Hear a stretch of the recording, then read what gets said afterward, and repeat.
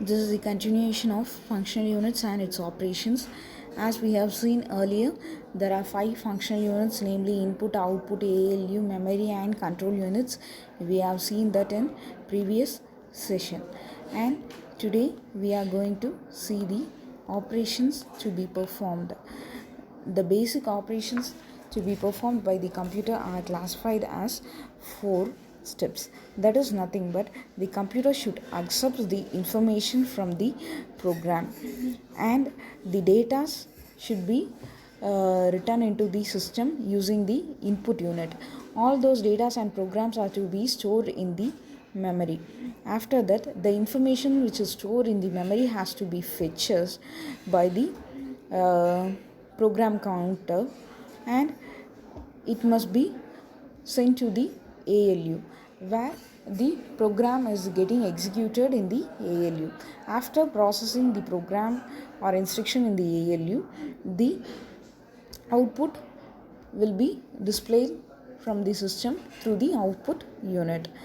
And finally, all these activities inside this system is coordinated by the control unit. In this, if we take these 4 steps, all those 5 functional units will take part in it. In first point, obviously the input device and the memory storage plays an memory unit plays a role, and in the second step the ALU and the memory plays a role. In the third step, obviously while displaying the output device plays a major role. And finally, all those activities are coordinated using the control unit. And let us see the basic operations of the computer system. In this, as we have seen earlier, all those 5 units will be doing its operation, but within the processor there are individual subunits to perform its own task. That is namely classified as MAR, MDR, IR, PC. These are the 4 major units which was added into this circuit apart from the basic 5 function units.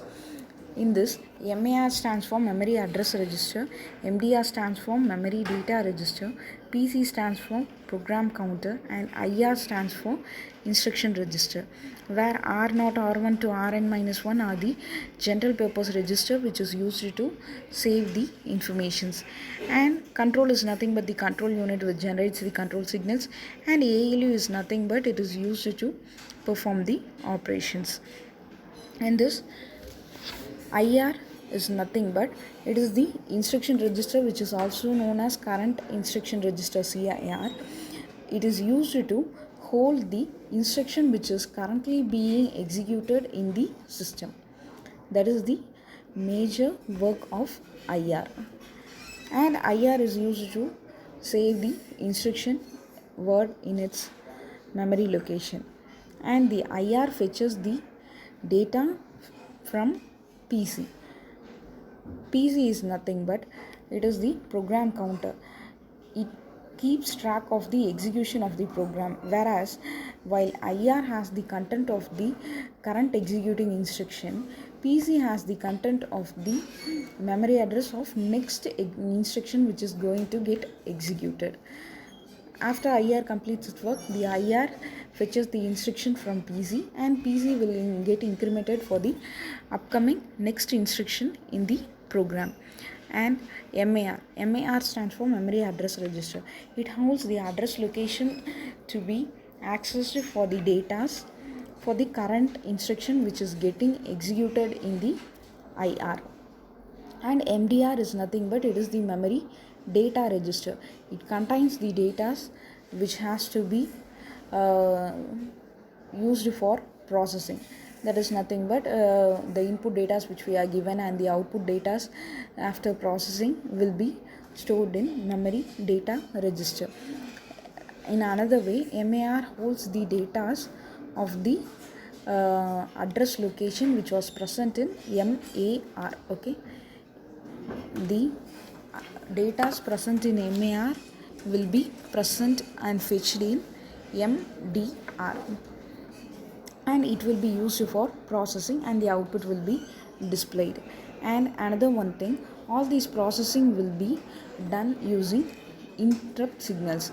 Whenever the interrupt signals is requested by the IO devices, the request will be served to the IO using interrupt service routine by the processor.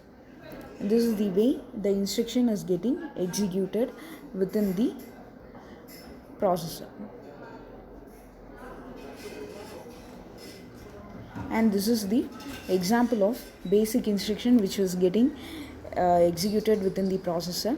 And this is nothing but this is an assembly language instruction which is used by the system for performing.